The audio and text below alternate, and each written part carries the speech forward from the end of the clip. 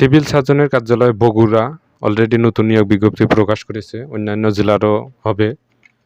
কাজেই আপনাদের এখন থেকে প্রিপারেশন নিতে হবে। দেখুন, এই যে সিভিল সার্জনের কার্যালয় বগুড়ার যে নিয়োগ বিজ্ঞপ্তি, সেটাতে কি কি পোস্ট আছে এবং আপনাদের জেলাতেও সেমভাবে এই নিয়োগ বিজ্ঞপ্তি হবে। স্টোর কিপার পদের সংখ্যা 10, অফিস সহকারী কাম কম্পিউটার মুদ্রাক্ষরিক পদের সংখ্যা 11, পরিসংখ্যানবিদ পদের সংখ্যা 6, তারপর হচ্ছে ড্রাইভার পদের সংখ্যা 5। সবচেয়ে বড় যে পোস্ট স্বাস্থ্য সহকারী, এটাতে পদের সংখ্যা হচ্ছে 123 জন নেওয়া হবে। গ্রেড 16, খুব ভালো সরকারি চাকরি, অবশ্যই বুঝতে হবে। উচ্চ মাধ্যমিক সার্টিফিকেট অর্থাৎ ইন্টারমিডিয়েট সমমান চাওয়া হয়েছে শুধু। আর একটা বিষয়, সেটা হচ্ছে খুব গুরুত্বপূর্ণ, যে সকল জেলার প্রার্থীগণ আবেদন করতে পারবেন। এখানে দেখুন কি বলেছে, প্রার্থীকে বগুড়া জেলার স্থায়ী বাসিন্দা হতে হবে এবং শুধুমাত্র স্বাস্থ্য সহকারী পদের ক্ষেত্রে প্রার্থীকে অবশ্যই সংশ্লিষ্ট উপজেলাধীন ইউনিয়নের স্থায়ী বাসিন্দা হতে হবে। তবে সংশ্লিষ্ট সাবেক ওয়ার্ডের প্রার্থী অগ্রাধিকার পাবেন। এক কথায় আপনাকে বগুড়া জেলার স্থায়ী বাসিন্দা হতে হবে, আর অন্যান্য জেলার প্রার্থী এই সার্কুলারে আবেদন করতে পারবে না। এটা বগুড়ার জন্যই শুধু। অন্যান্য জেলা যখন প্রকাশ হবে তখন সেই নোটিশ ফলো করে আপনাকে অ্যাপ্লাই করতে হবে। আচ্ছা, তারপর আশা করি বুঝতে পারছেন। বয়স হচ্ছে 18 থেকে 32 বছর, এর কম বা বেশি হওয়া যাবে না। কাগজপত্র আপনার হচ্ছে শিক্ষাগত যোগ্যতার যে সনদ আছে সেগুলো লাগবে, নাগরিকত্ব সনদ লাগবে, তারপর হচ্ছে এনআইডি কার্ড, এগুলো লাগবে। তো তারপর আরও তারা কি বলেছে দেখুন উক্ত নোটিশে। এখানে আপনার হচ্ছে অনলাইনে আবেদন পত্র শুরুর তারিখ হচ্ছে 6/5/2026 সকাল 10টা, আর হচ্ছে লাস্ট ডেট অনলাইনে আবেদন লাস্ট ডেট হচ্ছে 27/5/2026।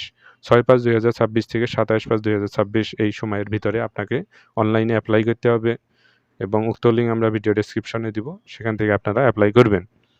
তারপর হচ্ছে ছবি আর স্বাক্ষর 300/300 হইতে হবে, স্বাক্ষর 300/80। এগুলো আগে থেকে এডিট করে মানে কম্পিউটারে, ডেস্কটপে অথবা আপনার মোবাইল ফোনে রাখবেন। অ্যাপ্লিকেশন করার সময় আপনাকে শুধু আপলোড দিলে হয়ে যাবে।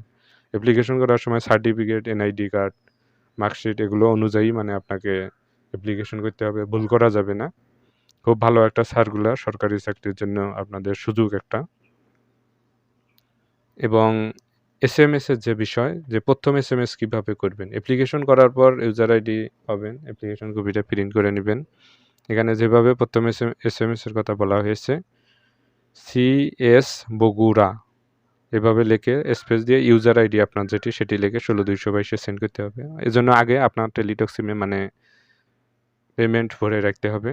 তারপর হচ্ছে দ্বিতীয় এসএমএস যেভাবে করবেন, সিএস বগুড়া স্পেস দিবেন ইএস, তারপর হচ্ছে পিন নাম্বার দিয়ে 16222 সেন্ড করবেন। আপনার অ্যাপ্লিকেশন করার সময় অবশ্যই একটা ভালো মোবাইল নাম্বার দিবেন, কারণ এই যে এই এসএমএসগুলো করার পর আপনার ওই নাম্বারে এসএমএস যাবে। তারপর হচ্ছে পরীক্ষা কবে কোথায় হবে, আবার ওই এসএমএস মোবাইল ফোনের মাধ্যমে জানিয়ে দিবে, নোটিশের মাধ্যমে জানিয়ে দিবে।